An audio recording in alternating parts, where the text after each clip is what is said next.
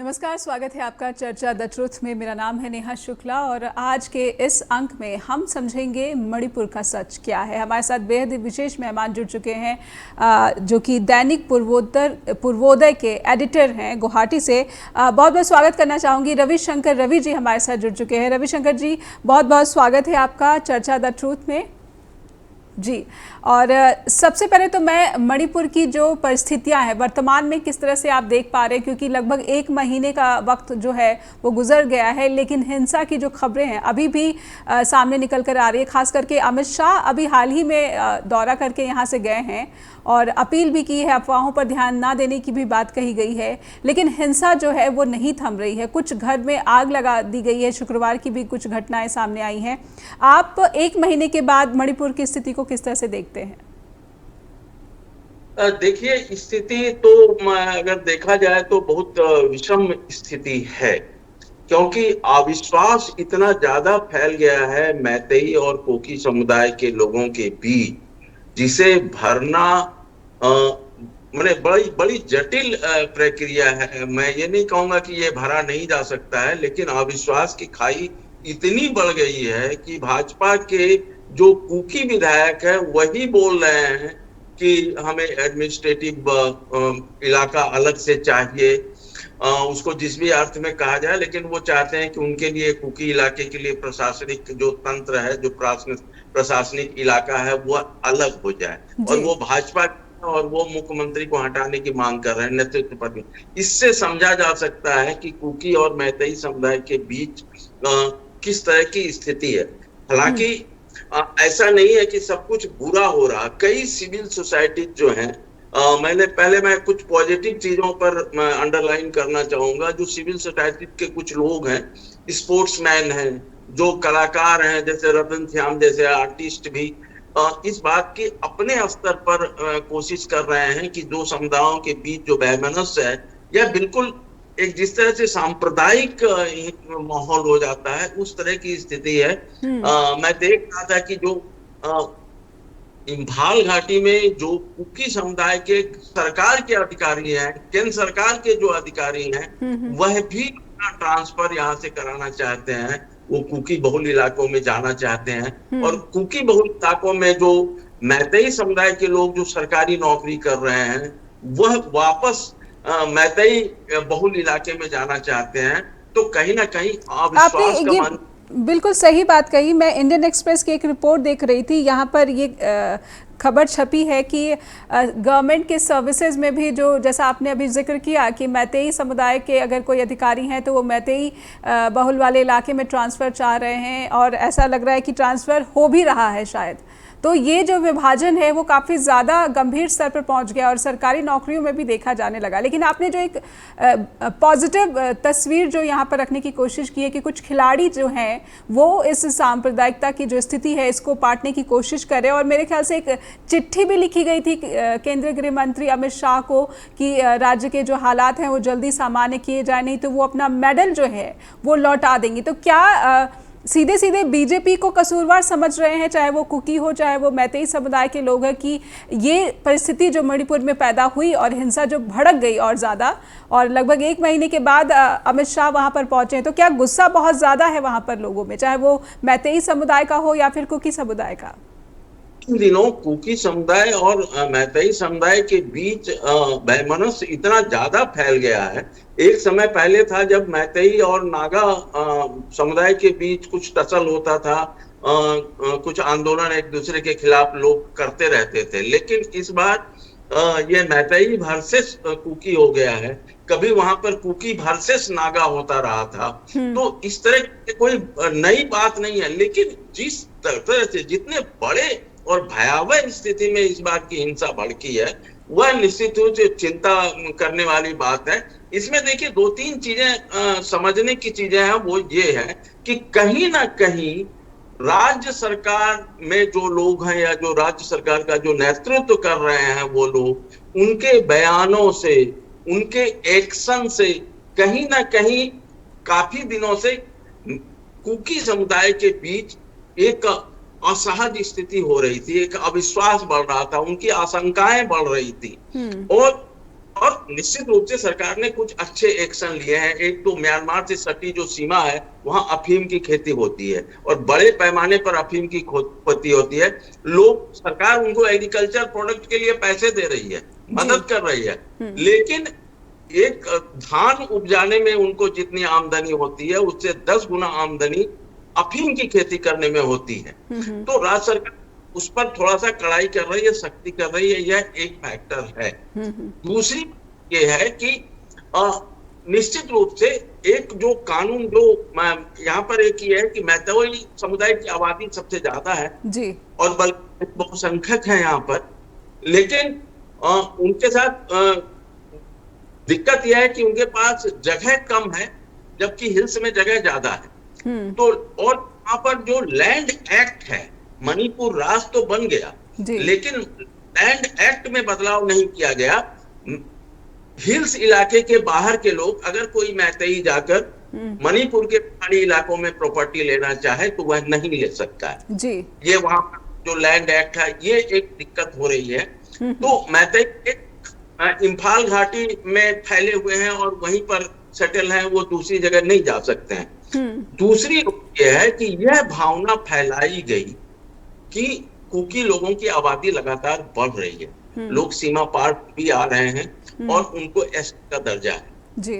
निश्चित रूप से केंद्र सरकार की नौकरी हो या राज्य सरकार की नौकरी हो, तो एसटी का जो उनको स्टेटस है, उसका रिजर्वेशन का लाभ उनको मिला है और वह हर जगह पर है जी। अब मैतेई समुदाय को यह महसूस कराया गया कि जिस ढंग से कुकी समुदाय डोमिनेट कर रहे हैं, धीरे धीरे आगे बढ़ रहे हैं, उससे आने वाले दिनों में मैतेई समुदाय के लोग अल्पसंख्यक हो जाएंगे।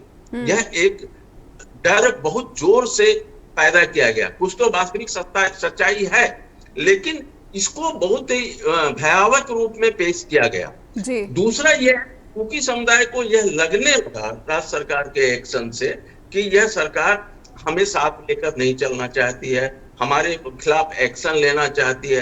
तो ये जो अविश्वास की और मणिपुर हाई कोर्ट का वह निर्देश जिसमें उन्होंने कहा कि मैतेई समुदाय को एसटी का दर्जा देने के लिए राज्य सरकार को आगे बढ़ना चाहिए, इसने इसमें चिंगारी का काम किया।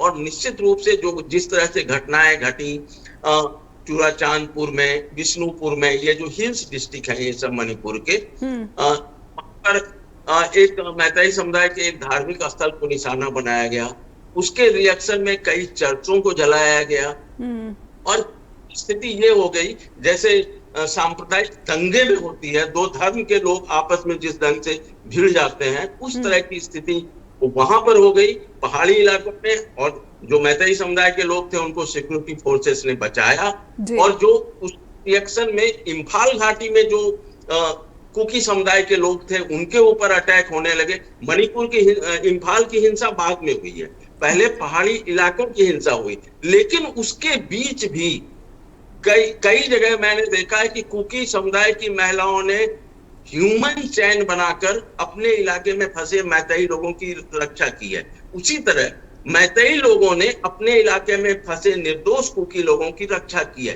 तो इसलिए मैं कहता हूं कि समाज में अभी भी मणिपुर में जुड़ने की उम्मीद बनी हुई है, लोग एक दूसरे को बचाने की चाहत रखते हैं और लगातार जो कर्फ्यू है, लगातार जो वायलेंस हो रहा है, उससे लोग अब परेशान भी होने लगे हैं। एक चीज बहुत अच्छा हुआ जिसको अंडरलाइन करना होगा, केंद्रीय मंत्री अमित शाह ने जितना जल्दी रिएक्ट किया, जितने आमतौर से देखिए नॉर्थ ईस्ट में होता ये रहता है कि नॉर्थ ईस्ट जलता रहता है, दिल्ली से नेता बयान देते रहते हैं और जरूरत तो सिक्योरिटी फोर्सेस भेज दिए जाते हैं। लेकिन इस बार मणिपुर के मामले में देखा गया कि सिक्योरिटी फोर्सेस पर्याप्त संख्या में मणिपुर भेजी गई और केंद्रीय गृह मंत्री 3 दिन तक वहां पर रुके, समझने की कोशिश की और उन्होंने एक अच्छा काम ये किया कि जहां मैतेई समुदाय के लोगों से मिले वो मोरे गए और वहां पर उन्होंने कुकी समुदाय के भी लोगों से भेंट की। तो अब इससे क्या हुआ है कि कुकी समुदाय के लोगों को लगता है कि भले ही राज्य सरकार हमारे साथ नहीं है, हमारा फेवर नहीं कर रही है, लेकिन केंद्र सरकार बैलेंस करने की कोशिश कर रही है, चीजों को समझने की कोशिश कर रही है। जी कि मणिपुर अगर जल रहा है तो इसका कसूरवार, सबसे बड़ा कसूरवार कौन है, और आखिर ऐसी स्थिति में क्यों पहुंचा मणिपुर, जहां पर लगभग 98 की तादाद में लोगों की मौत हो चुकी है, हज़ारों पलायन करना पड़ा है, और लगभग जो हिंसा और आगजनी के जो मामले वो 4000 के ऊपर पहुंच चुके हैं। और यहाँ तक कि जो सरकारी सेवाएं हैं, जो सरकारी नौकरियों में लोग हैं, वो मैतेई समुदाय के अगर कोई नौकरी पेशा है तो वो चाहते हैं कि अब उनका ट्रांसफ़र कर दिया जाए। तो इस तरह से विभाजन वहाँ पर देखा जा रहा है। हमारे साथ रवि जी बने हुए हैं, एडिटर हैं दैनिक पूर्वोदय के। रविशंकर जी, ब्रेक पर जाने से पहले मैं बीजेपी की स्थिति और प्रधानमंत्री नरेंद्र मोदी की खामोशी पर वहाँ के स्थानीय लोग क्या अनुभव कर रहे हैं, क्या महसूस कर रहे हैं, क्या नाराज़गी है कि देश के जो प्रधानमंत्री वो खामोश हैं और मणिपुर जलता रहा। और आपने अमित शाह की तारीफ की, लेकिन पीएम मोदी की खामोशी पर कहें कि वहाँ पर क्या माहौल है? नहीं, मैंने अमित शाह की तारीफ नहीं की है। मैंने ये जो व्यवहार जो देखा है कि आमतौर से सेंट्रल के मिनिस्टर आकर इतना दिन नॉर्थ ईस्ट में और एक स्टेट में रहकर चीजों को समझने की कोशिश। देखिए, मणिपुर की स्थिति बहुत ही जटिल है। मैतेई समुदाय भी लंबे समय से युद्ध करता रहा है, और पहले आजादी के पहले हमेशा म्यांमार की तरफ से मणिपुर पर हमले होते रहे हैं, और उस समय से उन लोगों में, इसीलिए युद्ध कला में वो लोग बहुत ही पारंगत हैं। एक लंबा संघर्ष का इतिहास रहा है उनका। दूसरी चीज ये है कि ये अब उनको ये लगता है, मैतेई समुदाय के लोगों को, कि हमें संवैधानिक सुरक्षा दी जाए। प्रधानमंत्री इस पर किस ढंग से रिएक्ट कर रहे हैं या वह उस पर क्या सोच रहे हैं, यह अभी तक नहीं है। लेकिन निश्चित रूप से केंद्रीय गृह मंत्री का मणिपुर जाना, निश्चित रूप से जब तक प्रधानमंत्री से इस पर विचार विमर्श हुआ होगा, वो चीजों को किस तरह से देखते हैं वह एक अलग मसला है। लेकिन मणिपुर में अगर आप वहां पर धर्म की राजनीति शुरू करेंगे, ये पूरे पूर्वोत्तर में अगर आप धर्म की राजनीति शुरू करेंगे, तो समस्या सुलझने के बजाय उलझती जाएगी। क्योंकि यहाँ पर चर्च भी है, ईसाई धर्म के लोग भी हैं, और यहाँ पर हिंदू धर्म के भी लोग हैं। मैतेई समुदाय ज्यादातर लोग हिंदू धर्म मानने वाले हैं। उसमें एक सेक्टर है जो मुस्लिम भी है, और उनमें जो उनके ट्राइबल लोगों के जो अपने रिचुअल हैं, उनको उनका धर्म बहुत ज्यादा प्रभावित नहीं करता है। भले ही वह वैष्णव है मैतेई, लेकिन उनकी अपनी जो परंपरा है जो पहले से चली आ रही है, उसका उन्होंने त्याग नहीं किया है। उसी तरह से कुकी समुदाय की जो अपने ट्रेडिशन रहे हैं, जो रुचि रहा है, अब अगर आप उसमें बीच में एक कोशिश यह की गई कि यह इसके पीछे चर्च का हाथ है, इसके पीछे आरएसएस का हाथ है, तो इस तरह अब आरोप प्रत्यारोप जब करना शुरू करते हैं, तो निश्चित रूप से आप सच्चाई से भागना चाह रहे हैं और सच्चाई को समझना नहीं चाह रहे हैं। सीधी सीधी बात वहां पर अविश्वास की बात है। वो आशंका हो रही है लोगों को, अपने मैतेई को अपने अल्पसंख्यक होने की आशंका हो रही है। तो कुकी को यह लग रहा है कि मुझे यहां से खदेड़ने की साजिश हो रही है। दोनों तरफ आशंका है, दोनों तरफ अविश्वास है। जिस तरह से लोगों को लगता है कि त्रिपुरा में जो वहां के इंडिजिनियस लोग थे, त्रिपुरी समुदाय के जो लोग थे, वो आज अल्पसंख्यक हो गए हैं, उनकी राजनीति में दखल नहीं है। इसी तरह असम आंदोलन के दौरान असम में भी होती रही थी कि जो यहाँ के असमिया मूल के लोग हैं वो अल्पसंख्यक हो जाएंगे, और जिसकी वजह से आंदोलन चला। जितने भी जो कॉन्फ्लिक्ट हैं, आप नॉर्थ ईस्ट में हर ट्राइब्स का जो कॉन्फ्लिक्ट है, एक समय यह स्थिति थी कि नागा वर्सेस कुकी भयंकर सिविल वार की स्थिति हुई थी। बिल्कुल। वर्सेस कार्बी, कुकी लोग असम में भी हैं। कुकी वर्सेस डिमासा जाति जो असम की हिल्स ट्राइब में है।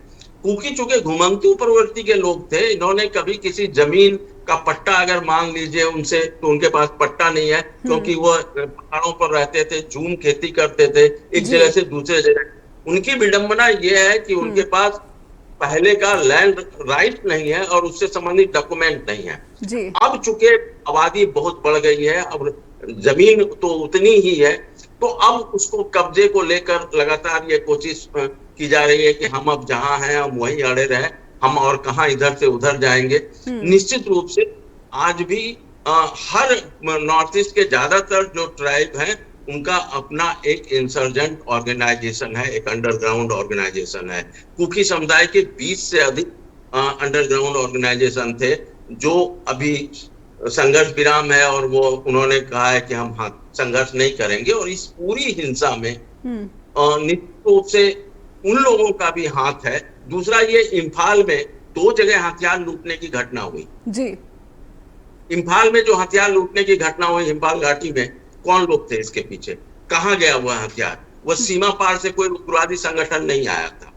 तो निश्चित से कुछ लोग हैं जो अंडरग्राउंड ग्रुप से जुड़े हुए हैं, और वह इस मौके का लाभ, क्योंकि जब अनरेस्ट रहेगा, जब तनाव रहेगा, जब डर का माहौल रहेगा, तो इसका लाभ अंडरग्राउंड ऑर्गेनाइजेशन को मिलेगा। और अंडरग्राउंड ऑर्गेनाइजेशन कभी नहीं चाहेगा कि शांति हो।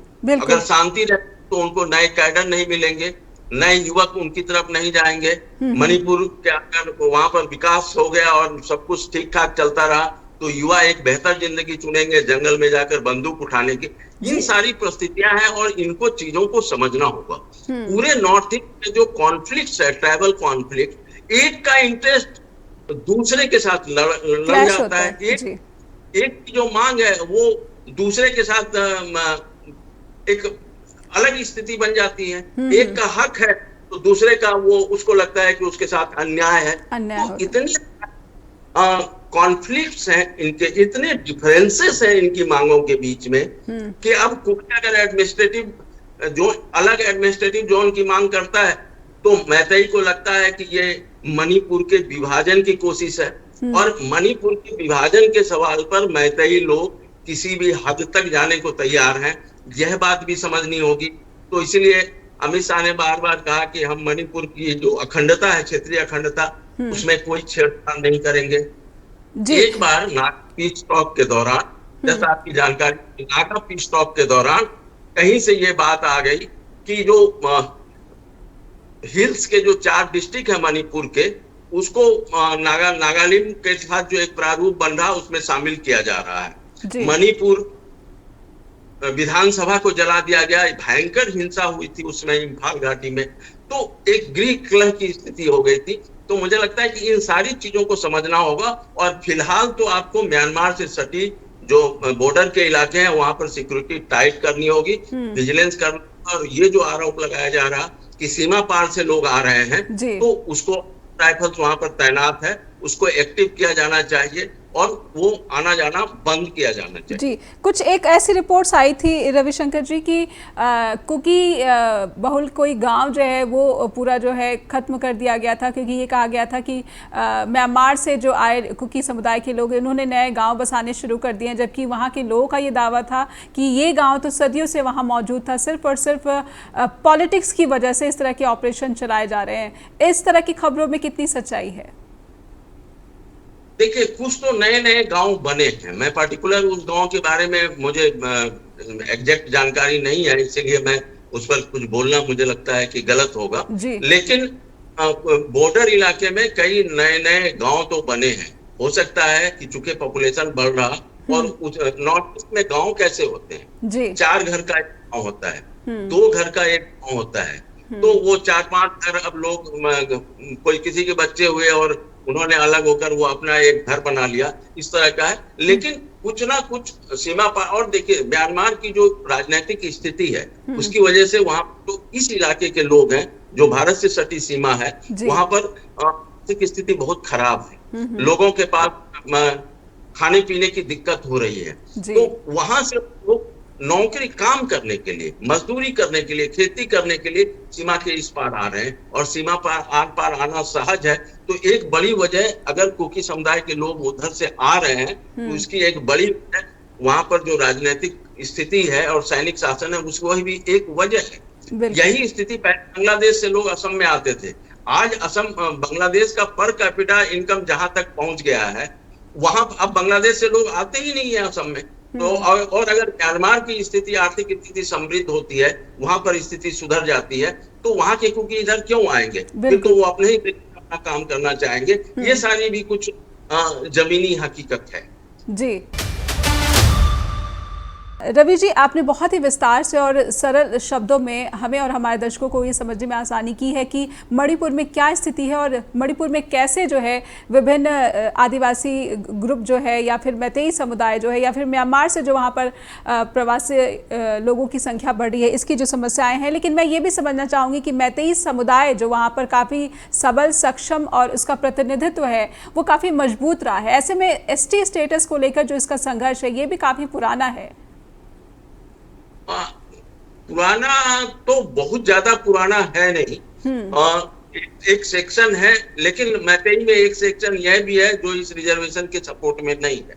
उनको ये लगता है कि हम तो यहाँ के राजा थे, हम सक्षम लोग हैं, हमको एसटी, हम क्यों बोलेंगे कि हम ट्राइबल, हम एसटी हैं, हमें एसटी का स्टेटस नहीं चाहिए। लेकिन एक वर्ग है जो एसटी का डिमांड कर रहा, और डिमांड इसलिए कर रहा, उस डिमांड का क्या लाभ है? एक तो यह है कि सरकारी नौकरियों में उनको रिजर्वेशन मिलेगा, इसका मतलब सीधा है कि रोजगार के अवसर घटे, और जब रोजगार के अवसर घटते हैं तो नए नए ग्रुप एसटी स्टेटस की मांग करने लगते हैं। दूसरा ये मुझे ये लगता है कि जो हिल्स डिस्ट्रिक्ट में जो ट्राइब लैंड एक्ट है, मुझे लगता है कि उसमें बदलाव की जरूरत है, ताकि वहां पर भी मैतेई लोग जाकर अपनी जमीन खरीद सके। एक कुकी आदमी, एक नागा कम्युनिटी का आदमी इम्फाल घाटी में आकर जमीन खरीद सकता है, प्रॉपर्टी ले सकता है, लेकिन एक मैतेई आदमी अपने ही स्टेट में हिल्स डिस्ट्रिक्ट में जमीन नहीं ले सकता है। तो अगर उन्हें यह राइट मिले और एसटी का दर्जा नहीं भी मिले, और ये जो कुछ जो भावनाएं जो फैलाई गई हैं, क्योंकि उसको इस ढंग से जोड़ा गया है कि वो कुकी ज्यादातर क्रिश्चियन है और मैतेई ज्यादातर हिंदू हैं, तो के पीछे चर्च की बात है, और ये सब ग्राउंड रियलिटी नहीं है। ग्राउंड रियलिटी ये है कि मैतेई को अपना लगता है कि हम इस राज्य में जब बहुसंख्यक हैं तो हम बहुसंख्यक बने रहना चाहते हैं, और इसके लिए अब जैसे लैंड एक्ट में बदलाव की जरूरत है, और उनके जो ग्रीवांसेस हैं उनको समझने की जरूरत है। कुकी लोगों की जो आशंकाएं हैं, उनको ये लगता है कि हम पूरी तरह से क्यों नहीं हमें शामिल किया जा रहा है, हमारे साथ इस तरह से अविश्वास, भेद भरा भाव क्यों किया जा रहा है। तो और राज्य सरकार को उस ढंग से एक्ट करना होगा। इस तरह की जो स्थिति पैदा हुई है, इस तरह की स्थिति कभी नहीं थी। तो राज्य सरकार को निश्चित रूप से एक्ट करना होगा, और जो कानून का राज है और जो संविधान के तहत जो काम करना है उसमें करना चाहिए। निश्चित रूप से इसमें केंद्र सरकार की जिम्मेदारी है कि जो म्यांमार से सटी सीमा है वहां पर सुरक्षा तंत्र बढ़ाया जाए और दोनों समुदायों के बीच विश्वास बढ़े, इस तरह के प्रयास किए जाने की जरूरत है। एक स्टेटमेंट सीएम बीरेन सिंह का भी मुझे याद आ रहा है कि लगभग 40 के संख्या में जो है मारे गए थे लोग वहाँ पर, और कहा था कि आतंकवादी थे, इंसर्जेंट्स थे जिनको मार गिराया गया है। लेकिन कुछ दिन के बाद ही, मेरे ख्याल से 2 दिन के बाद ही सीडीएस का बयान आया कि वहाँ पर जो भी हिंसा हो रही है और सिर्फ विवाद है मैतेई और कुकी समुदाय के बीच का, इसमें आतंकवादी जो है मौजूद नहीं है। तो ये विरोधाभासी बयान और सीएम बीरेन सिंह के बयान को आप किस तरह से देखते हैं, और सीडीएस चौहान के बयान को आप किस तरह से देखते हैं? देखिए, ये तो क्लियर है कि ये आतंकवादी हमला नहीं था, और जो हिंसा हुई है वो उग्रवादी हिंसा नहीं है। ये 2 समुदायों के बीच की हिंसा है, और उसमें लोगों को, मैतेई लोगों को ज्यादा खुश करने के लिए या शायद उन्हें संतुष्ट करने के लिए ये सुरक्षा बलों ने जिस ढंग की वारदातें की हैं, निश्चित रूप से जिन पर अटैक हुए हैं, जो लोग मारे गए हैं, उनके पास आर्म भी थे, और इस तरह के आर्म दोनों पक्षों के बीच हैं। ये जो आर्म्स लूटे गए हैं वो आर्म्स हैं किसके पास? दोनों समुदाय के लोगों के पास है। तो इन कुकी समुदाय के इलाके में भी, उनके इलाके में भी आर्म्स को लूटा गया, एक घटना हुई थी, और एक इम्फाल घाटी में आर्म्स लूटने की घटना हुई है जी। तो ये है कि सीडीएस ने बहुत सही कहा है कि ये सांप्रदायिक हिंसा है, ये 2 समुदायों के बीच की हिंसा है, इसमें उग्रवाद निश्चित रूप से, चूंकि जो मैंने आपको पहले कहा था कि हर ट्राइब के अपने अपने संगठन है और कुकियों के भी 20 संगठन है वहां पर, तो वह ऐसे मौके का लाभ उठाते हैं, और इसलिए पुलिस की जो कार्रवाई हुई और उसमें जो 40 लोग मारे गए वो भी उग्रवादी नहीं थे। उसमें निश्चित रूप से कुछ लोग थे जो उनको हिंसा के लिए, उकसाने के लिए लेकर आगे आए थे। तो और उसको इस ढंग से समझना चाहिए, और चीजों को अगर फंसाना है, उलझाना है, तो आप कुछ भी कह दीजिए, कुछ भी समझ दीजिए, लेकिन सीधा सीधी मणिपुर की जो अभी स्थिति है उसमें मैतेई समुदाय और कुकी समुदाय के बीच जो अविश्वास की खाई पैदा हुई है, और उस खाई को बढ़ाने का भी काम अभी भी चल रहा है कि किस तरह से डोमिनेट किया जाए। उसकी वजह से स्थिति और इस तरह की जो हिंसक झड़पें ये चलेंगी अभी कुछ दिनों तक, लेकिन एक प्रयास हुआ है दोनों पक्षों के बीच ये शांति कैसे हो, स्थिति सामान्य कैसे हो, इसके लिए अब जब हिंसा शुरू हो जाती है तो सिविल सोसाइटी पीछे हट जाता है, वो आगे नहीं बढ़ पाता।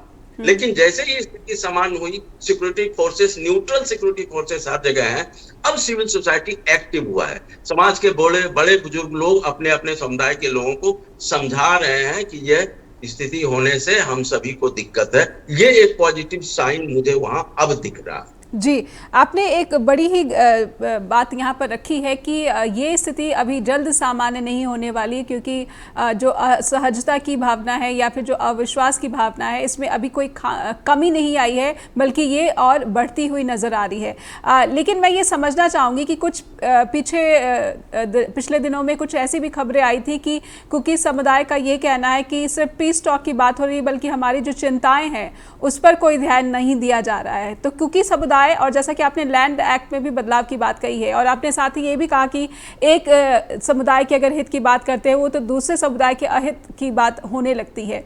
ऐसे में ट्राइबल एरिया के संरक्षण का भी, क्योंकि हमारा संविधान कहता है कि जो भी जनजाति हैं, ट्राइबल हैं, उनके संरक्षण के लिए विशेष अधिकार उनको दिए गए हैं, तो ये बहुत जटिलता वहाँ पर बनी हुई दिख रही है। और जो सरकारों के प्रतिनिधि हैं या फिर जो सिविल सोसाइटी के जो प्रतिनिधि हैं, क्या इस खाई को पाट पाने की जो कोशिशें हैं वो ज़्यादा गंभीर नहीं दिखती, या फिर वो अभी सिर्फ सीमित दायरे में काम कर पा रहे हैं?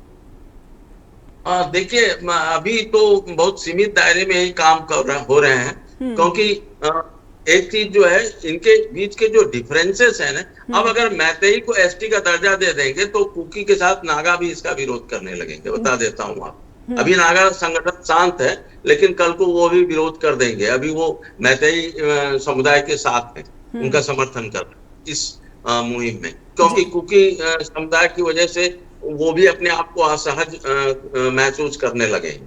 दूसरी बात यह है कि अगर आप लैंड एक्ट में सुधार कर दें और उससे मैतेई खुश होंगे कि अब वो पहाड़ी हिल्स डिस्ट्रिक्ट में भी जमीन प्रॉपर्टी खरीद सकते हैं, तो मैतेई, नागा और कुकी इससे नाराज हो जाएंगे, वो एक अलग आंदोलन शुरू कर देंगे। तो मसला इतना नाजुक और इतना जटिल है ना, एक को खींचेंगे तो दूसरा रिएक्ट करने लगता है। और ये मणिपुर की बात नहीं है, ये पूरे नॉर्थ ईस्ट में जो ट्राइबल कॉन्फ्लिक्ट है वो उसका प्रॉब्लम है। एक के इंटरेस्ट से दूसरे को परेशानी होने लगती है। एक आंदोलन सुलझाने के लिए आप गए तो उधर दूसरा आंदोलन आरंभ हो जाता है। तो चीजों, अगर आप समस्या का समाधान चाहते हैं तो राजनीतिक दृष्टिकोण के बिना जो पक्ष रहा, पहले भी तो लोग एक साथ थे, अलग अलग समुदाय लोग रहते थे, और पहले आपसी संघर्ष भी होते थे, निश्चित रूप से होते रहे हैं। लेकिन यहाँ पर अभी फिलहाल तो कोशिश ये होनी चाहिए कि स्थिति को सामान्य बनाए, और जो लोग डरा हुआ जो समाज है उसको लगे कि सुरक्षा बल उसके साथ है, वहां पर मौजूद है, वह सुरक्षा का भाव। और जब से न्यूट्रल आई है, तब से, जैसे सीआरपीएफ के लोग हैं, असम राइफल्स के लोग हैं, तब से स्थिति सहज होनी शुरू हुई है। मैंने ये समझने की कोशिश की कि अमित शाह के जाने के बाद से वहाँ पर क्या हालात देखने को मिल रहे हैं, उनकी बातों का, उनकी मीटिंग का कितना असर दिख रहा है, क्योंकि उन्होंने लगभग कई जनसभाओं में भी जो है लोगों को संबोधित भी किया है, अलग अलग समुदाय के प्रतिनिधियों से मुलाकात की है, और शांति बनाए रखने, अफवाह पर ध्यान ना देने की भी बात कही है, और जो कुछ हथियार लूटे गए थे वो सरेंडर भी कर दिए गए हैं। तो कितना असरदार रहा अमित शाह का दौरा? देखिए, कुछ हद तक तो प्रभाव पड़ा है, क्योंकि जब एक ही राज्य के दो समुदाय के लोग आपस में झगड़ रहे हैं और उनका राजनीतिक प्रतिनिधित्व भी आपस में झगड़ा कर रहा है, एक ही पार्टी के सारे विधायक, भाजपा के विधायक ही उनके बीच में जब डिफरेंसेस था, तो स्वाभाविक है कि जो गार्जियन है, लोग सेंटर की तरफ देखते हैं और सेंटर के एक्शन की तरफ देखते हैं। अमित शाह ने आकर स्थिति को समझने की थोड़ी सी कोशिश की, वो जो वो इम्फाल में उन्होंने अपने दलों के लोगों के साथ ही नहीं, जो वहाँ की विभिन्न सिविल सोसाइटी हैं उनके कंसर्न को समझने की कोशिश की।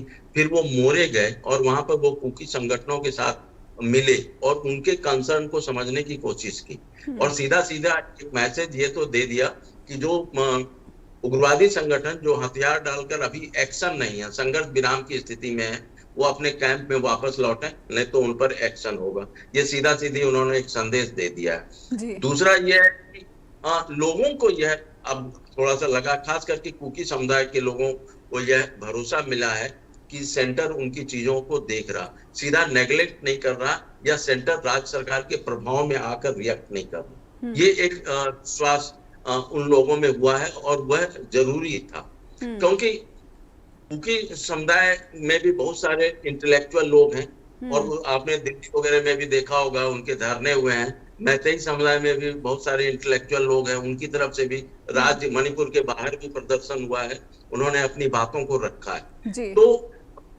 एक तो सिक्योरिटी फोर्सेस कहाँ, देखिए आप कहाँ पूर्वोत्तर पहुंच गया था कि आपसा को हटा लेने की स्थिति बन गई थी। एक बार फिर से पूरे मणिपुर में आपसा को लागू करना पड़ा, जिस आपसा के खिलाफ मणिपुर में कितना लंबा आंदोलन चला, इरोम शर्मिला, मनोरमा देवी कांड, ये सारी चीजें, एक लंबा इतिहास चला, और उसके बाद वहां पर आपसा हटाने की स्थिति बनी जी। और अब ऐसे हालात फिर से बन गए हैं कि अब अगर आपको आर्मी को भेजना है इलाके में लोगों को रेस्क्यू करने के लिए, तो आर्मी को तो विशेष अधिकार चाहिए, नहीं तो वो काम ही नहीं कर पाएगी। फिर तो असम पुलिस की तमाशबीन का, ये मणिपुर पुलिस की तरह स्थिति बन जाएगी। तो अंत में आपका लागू करना पड़ा। ये नुकसान किसका हुआ? ये तो वहां के समाज का नुकसान हुआ, जिन्होंने आपदा के खिलाफ एक लंबे समय तक आंदोलन किया। अब उसी आपसा को बुलाने की जरूरत पड़ी। जिस जगह पर डिफेंस सुरक्षा बलों का विरोध होता था, उसके खिलाफ आंदोलन चला था, अब वही वहां पर रक्षक बने हुए हैं, वो लोगों की जान बचा रहे हैं, वो लोगों को सुरक्षित इलाके से निकाल रहे हैं। तो कुल मिलाकर फिर भी सिविल सोसाइटी कमजोर हो गई, और एक बार फिर से सिक्योरिटी फोर्स को अपने दखल देने की एक जो स्थिति बनी है, जो आमतौर से लोग नहीं चाहते हैं कि सुरक्षा बलों की ज्यादा घेराबंदी उनके आसपास हो, लेकिन यहाँ तो जान बचाने के लिए और कानून को लागू करने के लिए और कोई उपाय है भी नहीं अपने तंत्र में, अपना लोकतंत्र में। अब ऐसी स्थिति में हमको बस यही है कि न्यूट्रल फोर्स, क्योंकि मणिपुर पुलिस पर उनका आरोप है कि ये लोगों को जानबूझकर निशाना बनाते हैं, तो यह स्थिति। और अच्छा, आश्चर्य की बात यह है कि मणिपुर पुलिस में कुकी और मैतेई दोनों समुदाय के लोग हैं, और एडीजीपी रैंक तक, डीजीपी के बाद जो नेक्स्ट ऑफिसर हैं वो कुकी हैं। तो लेकिन बावजूद इसके अगर इस तरह की स्थिति बन रही है, और अंत में एक न्यूट्रल आईपीएस ऑफिसर को त्रिपुरा कैडर के वहां पर तैनात किया गया है एज ए डीजीपी, इससे आप चीजों को समझ सकती हैं कि क्या स्थिति है और किस हद तक सांप्रदायिक भावना लोगों के दिमाग में भर गई है, और उसको भरा भी जा रहा है। कुछ ऐसे भी लोग संगठन हैं जो इनको भर भी रहे हैं। एक बहुत ही आपकी बातों से एक अच्छी बात ये भी निकली कि एक ऐसा राज्य जो कि आपसा हटा देने की स्थिति में पहुंच गया, लेकिन बुरी स्थिति ये कि अब बहुत जल्दी जो है वापस उस स्थिति में दिखने भी लगा है। ऐसे में समझूंगी कि आपने बार बार राज्य सरकार से नाराजगी का जिक्र किया है। राज्य सरकार का नेतृत्व क्या बदलने के आसार लग रहे हैं, क्योंकि गुस्सा काफी ज्यादा है सीएम वीरेंद्र सिंह के प्रति? देखिए, उससे क्या होगा, वीरेंद्र सिंह की जगह कोई और जो भी मुख्यमंत्री बनेगा वो कोई मैतेई समुदाय का ही लोग बनेगा। ये उपाय नहीं है। लीडरशिप चेंज करके आप स्थितियों को, अभी की स्थिति को बदल नहीं सकते हैं। भले ही आप दिखाने के लिए कि देखिए हमने सीएम बदल दिया है, अब आपका नेक्स्ट सीएम आपकी बातों को समझेगा, ये आपके पास तर्क हो सकता है, लेकिन बनना तो सीएम, जो आपने भी कहा 40 सीट तो मैतेई समुदाय के बहुल इलाकों से आते हैं, तो सीएम तो उन्हीं का है, तो विश्वास तो आपको करना ही होगा। लेकिन निश्चित रूप से वीरेंद्र सिंह को इस बात को सोचना चाहिए कि हम कैसे कुकी समुदाय के भी लोगों का भरोसा जीत सके। अगर वह भरोसा दरकार, अगर वह भरोसा खंडित हुआ है, तो निश्चित रूप से वीरेंद्र सिंह को भी ये करना चाहिए। और नेतृत्व बदलने की मांग कोई अलग नहीं है। इस चुनाव के पहले भी 2 साल पहले भी वहां पर विद्रोह की स्थिति हो गई थी, लगा कि बीरेन सिंह जा रहे हैं। फिर भाजपा के नेता गए और विधायकों को समझाया बुझाया, और इसमें की इलाकों में जो भाजपा के नेता है, विधायक है, उनके पास अगर वो अपने समुदाय का साथ नहीं देंगे। जी, अब मैं आखिरी सवाल आपसे ये समझना चाहूँगी कि आपको मौजूदा जो वक्त में मणिपुर के आसार दिख रहे हैं, वो क्या लग रहा है कि कितने निकट भविष्य में हम उम्मीद करें कि मणिपुर सामान्य स्थिति की तरफ जो है बढ़ेगा और वहाँ पर फिर से जो है लोगों के बीच ये जो सांप्रदायिकता की भावना घर कर गई है वो थोड़ी कम हो पाएगी? और क्योंकि आपने कहा कि ह्यूमन चेन के आपने उदाहरण दिए कि वो चाहे कुकी बहुल इलाके में हो चाहे मैतेई बहुल इलाके में हो, वहाँ पर लोगों की सुरक्षा करते हुए एक दूसरे समुदाय के लोग दिखे हैं। नहीं, देखिए स्थिति तो सुधरी है निश्चित रूप से। कल भी खबर आ रही थी और आज भी कि कई इलाकों में कर्फ्यू में ढील दी गई है और लोगों का थोड़ा सा मूवमेंट भी बढ़ा है। तो मुझे लगता है कि स्थिति, जो सरकारी टर्म है कि तनाव बना हुआ है लेकिन स्थिति सामान्य है, लेकिन निश्चित रूप से धीरे धीरे स्थिति सामान्य होगी। लेकिन अभी सुरक्षा बलों की मौजूदगी बनी रहनी होगी और तभी लोगों का विश्वास या जो बढ़ेगा और डर खत्म होगा। जगह जगह पर सिक्योरिटी फोर्सेस को अभी जो वल्नरेबल इलाके हैं वहां पर तैनात रहना होगा। और यह हिंसा है, यह अब बहुत ज्यादा नहीं फैलेगा। छिटपुट इस तरह की घटनाएं घटेंगी बीच बीच में। कुछ जो वैसे जो तत्व है जो चाहते हैं कि ये माहौल बना रहे, वैसे वे लोग ऐसी इस तरह की हरकत करते रहेंगे। लेकिन अब लोग लगातार हिंसा से उब चुके हैं और मणिपुर के लोगों ने पिछले 6 साल को जितने आनंद से जिया है, आंदोलन नहीं, कोई हिंसा नहीं, कोई बंद नहीं, कोई इस तरह की घटनाएं नहीं, लोग अब वहां के लोग वही जिंदगी जीना चाहते हैं। बहुत सारे लोग वहां से आकर, इम्फाल से आकर गुवाहाटी में शिफ्ट कर गए थे, अपने बच्चों को गुवाहाटी में पढ़ा रहे थे, जो सक्षम थे वो सारे लोग लौट चुके थे। लेकिन अब फिर से उनको बाहर आने की स्थिति बन गई है। तो वहां के लोग भी नहीं चाहते हैं कि यह स्थिति ज्यादा से ज्यादा दिन बने। ये फीलिंग जी, जाते जाते रविशंकर जी, मैं ये समझना चाहती हूँ कि जितनी भी संपत्ति का नुकसान मणिपुर में हुआ है उसका आकलन क्या है आपके पास, और क्या लगता है कि इतनी भरपाई, जितनी संपत्ति का नुकसान हुआ है उसकी भरपाई कितना वक्त लग जाए? सालों लग जाएंगे या महीनों में? देखिए, संपत्ति का नुकसान तो बहुत सारे गांव के गांव जला दिए गए हैं, घर जला दिए गए हैं। तो निश्चित रूप से इतनी सारी चीजें तो मुझे नहीं लगा और उसके मूल्यांकन का आधार क्या होगा। लेकिन जिन लोगों की संपत्ति तबाह हुई है या जो लोग बेघर हो गए हैं, निश्चित रूप से उनको इतनी मदद तो जरूर की जानी चाहिए ताकि वह एक सामान्य जिंदगी फिर से शुरू करने की कोशिश कर सके। जी, जो अमित शाह की तरफ से जो अनाउंसमेंट हुई है 10-10 लाख रुपए जिनके परिजन की मौत हो गई है और एक-एक सदस्य को नौकरी, क्या ये काफी है?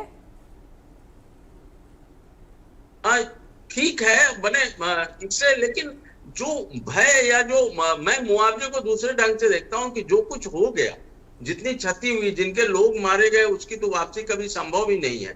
लेकिन ठीक है, रुपये मिलने से या सरकारी नौकरी मिलने से वो जो लोगों का गुस्सा है या जो लोगों की स्थिति है उसमें थोड़ी सी सुविधा होगी। लेकिन मेरे पास है विश्वास की वापसी का, और उसके लिए कोई मुआवजा घोषित नहीं हो सकता है, उसके लिए ईमानदार प्रयास ही किया जा सकता है। बहुत बहुत धन्यवाद करना चाहूँगी कि आपने इतनी स्पष्टता से जो है हमें और हमारे दर्शकों को मणिपुर में जो हालात है उससे समझने में मदद की है, और मणिपुर कैसे अमन और सामान्य जीवन की तरफ लौट सकता है इसका भी सुझाव रविशंकर रवि जी ने दिया है। तो बहुत बहुत धन्यवाद करना चाहूँगी चर्चा द ट्रुथ के साथ जुड़ने के लिए रवि जी आपका। और अब आखिर में दर्शकों से मेरा अनुरोध कि फीडबैक देना ना भूले info@justbroadcasting.com पर और neha@justbroadcasting.com पर भी मुझे आपके ईमेल का हर रोज इंतजार रहता है। आपसे अगले हफ्ते होगी मुलाकात, तब तक अपना ख्याल रखें।